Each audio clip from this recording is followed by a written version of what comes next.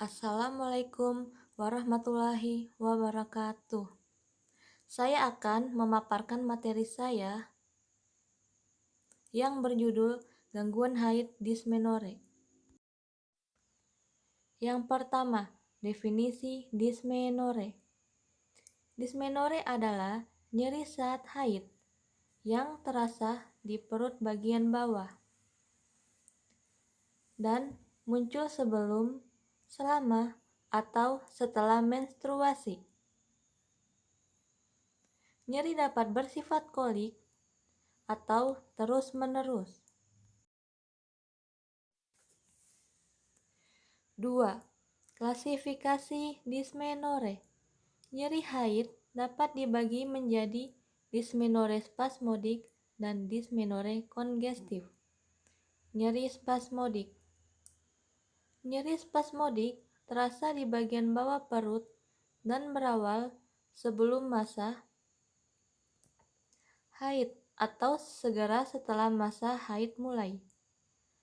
Banyak perempuan terpaksa harus berbaring karena terlalu menderita nyeri itu, sehingga ia tidak dapat mengerjakan apapun.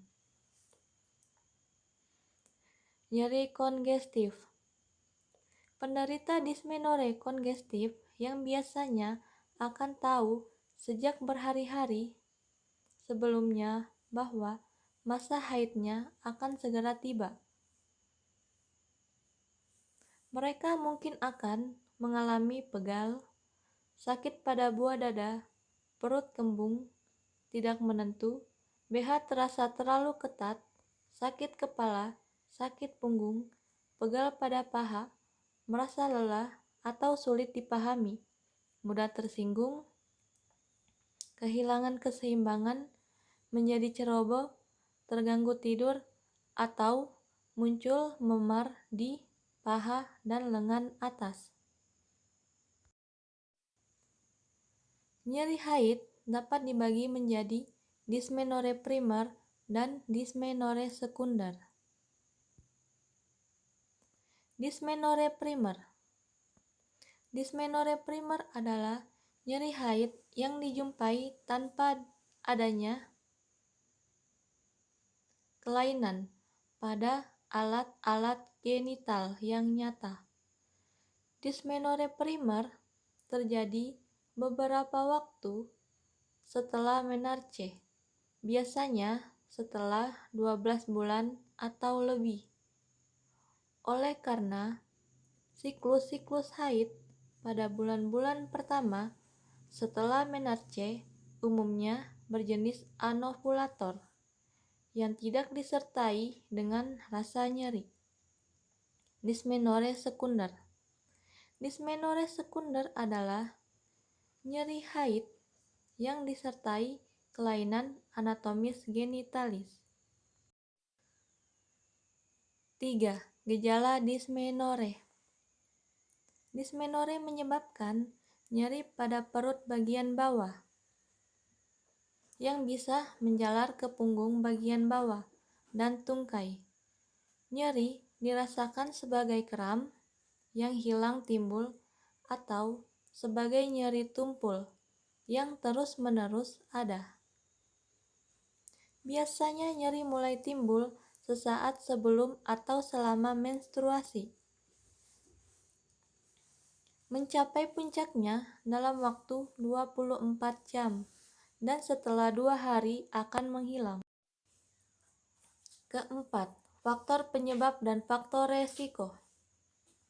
Terdapat beberapa faktor yang dapat mempengaruhi dysmenorrhea, antara lain: yang pertama, faktor kejiwaan; yang kedua, faktor konstitusi; yang ketiga, faktor obstruksi; yang keempat, faktor endokrin; dan yang kelima, faktor alergi. Yang kelima, diagnosis dysmenorrhea. Diagnosis ditegakkan berdasarkan gejala dan hasil pemeriksaan fisik. Diagnosa dysmenorrhea didasari atas ketidaknyamanan saat menstruasi, perubahan apapun pada kesehatan reproduksi, termasuk hubungan badan yang sakit dan perubahan pada jumlah dan lama menstruasi. Membutuhkan waktu pemeriksaan ginekologis. Perubahan-perubahan seperti itu dapat menandakan sebab dari dismenore sekunder. 6. Upaya mengatasi dismenore. 1. Secara farmakologis.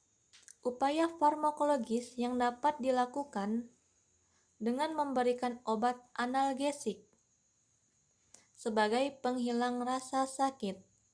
Contoh obat antiinflamasi non-steroid adalah aspirin dan ibuprofen. 2. Secara non-farmakologis.